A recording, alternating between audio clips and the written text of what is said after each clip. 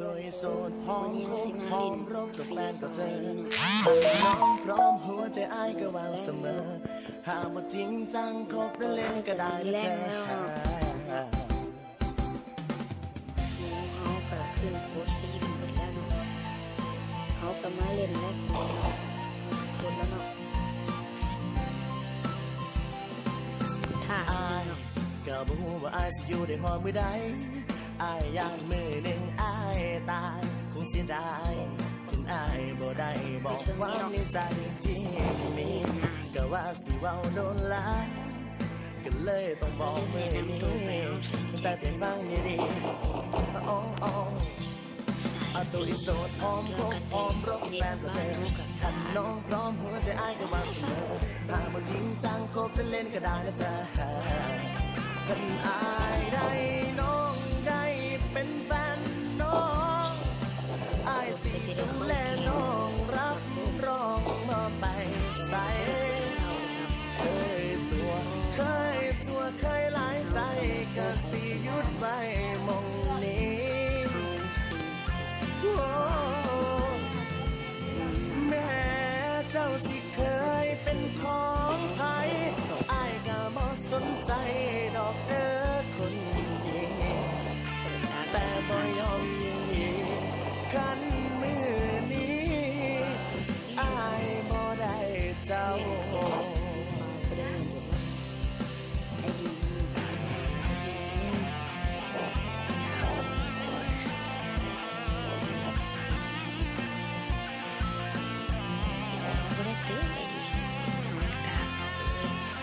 ดีมือเล่น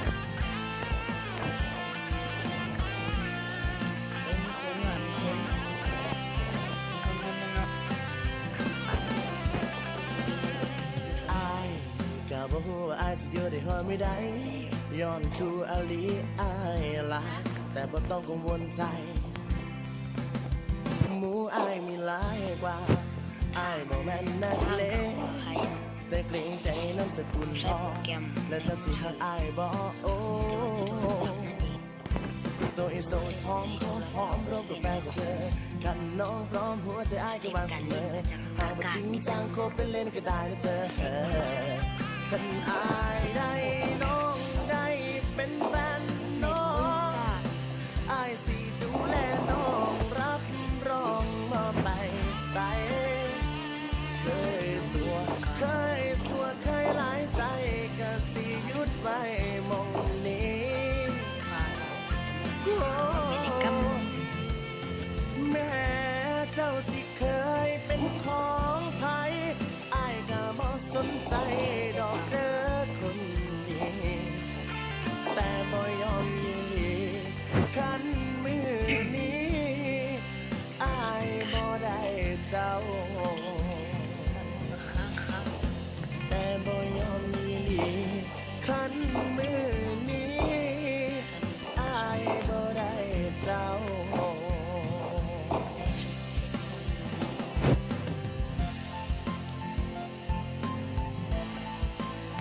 เอากับมึงเองคอมเมนต์เลยเนาะ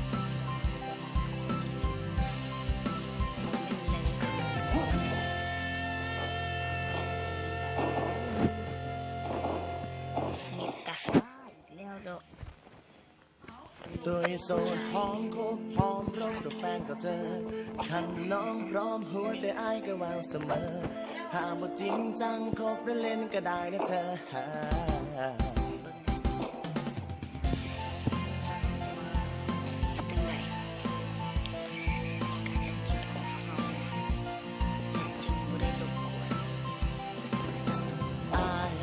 ก็บ่ฮู้ว่าอ้ายสิอยู่ได้ฮอดมื้อใด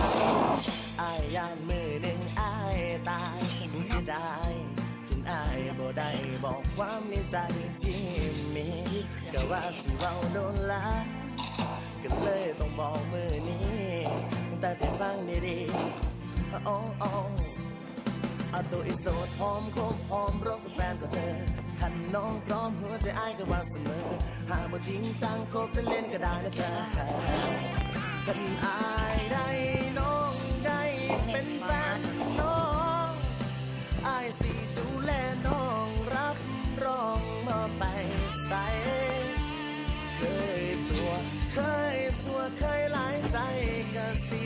ว้หมองนี้โอ้แม้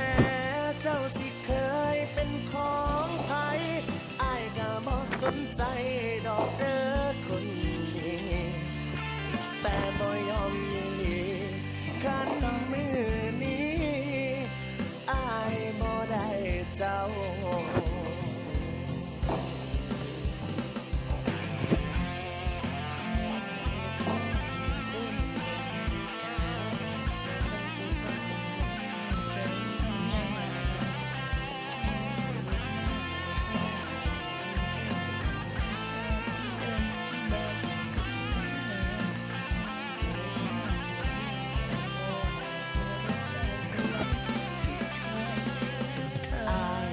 ก็บ่ฮู้ว่าอายสิอยู่ได้ฮอดมื้อใด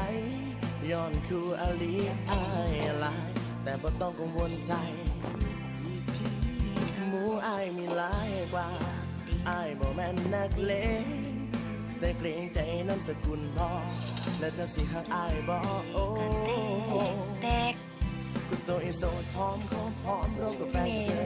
คันน้องพร้อมหัวใจอายก็วางเสมอหากว่าจริงจังคบเป็นเล่นก็ได้เธอคันอายได้น้องได้เป็นแฟนน้องอายสิดูแลน้องรับรองมาไป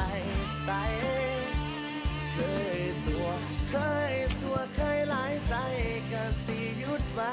มองนี้แม้เจ้าสิเคยเป็นของไผอ้ายก็บ่สนใจดอกเด้อคน